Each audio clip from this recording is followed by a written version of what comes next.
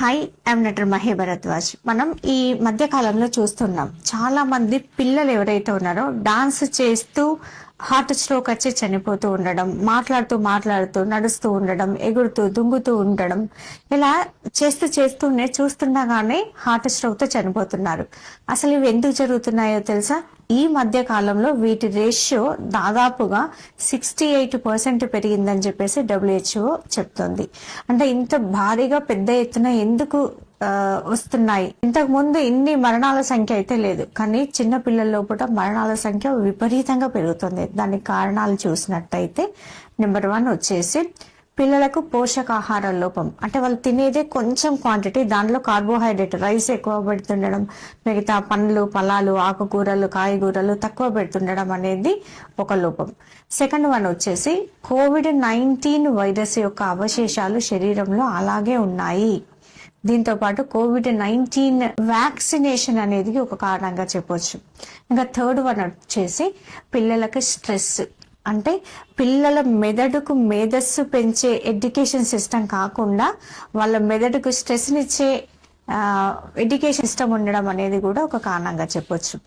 ఇంకా 4వది వచ్చేసి ఆటకు డెఫినేషనే మారిపోయింది. ఎంతసేపు ఆట అంటే ఫోన్లో మొబైల్లో చిన్న పిల్లలకు తెలియని ఆట లేదు, అసలు అంత అప్డేట్ అయిందనమాట దాంట్లో. కానీ గ్రౌండ్లో ఎంతసేపు ఉంటున్నారు, వాళ్ళ శరీరానికి వ్యాయామం ఎంత జరుగుతుంది, ఎంతసేపు వాళ్ళు గ్రౌండ్లో ఆడుకుంటున్నారు అనేది మోస్ట్ ఇంపార్టెంట్.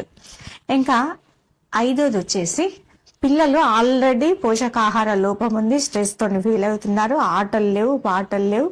దీంతో పాటు మాటికి సిక్ అవుతూ ఉండడం వల్ల ఓవర్ యాంటీబయాటిక్ తీసుకోవడం అనేది పెద్ద కారణంగా చెప్తుంది WHO. ఇంకా 6వది వచ్చేసి పిల్లలకి జంక్ ఫుడ్, స్ట్రీట్ ఫుడ్ పెట్టొద్దు అని చెప్పేసి ప్రతి ఒక్కళ్ళు చెప్తున్నా కూడా ఆ స్ట్రీట్ నుంచో ఇక్కడ నుంచో అక్కడ నుంచో పార్సిల్ తెప్పించుకోవడం, మీరు తినడం, మీ పిల్లలకు పెట్టడం. ఇది జరిగి తీరా ఏది జరగరాని అనర్థం జరిగిన తర్వాత లబోదిబో అని బాదుకుంటే లాభం ఏంటి? కాబట్టి ఫస్ట్ తల్లిదండ్రుల నుంచి స్టార్ట్ కావాలి. ఏ డాక్టరో ఏ టీచరో కాకుండా ప్రతిదీ తల్లిదండ్రులు శ్రద్ధ తీసుకోవాల్సిన అవసరం ఎంతగానో ఉంది.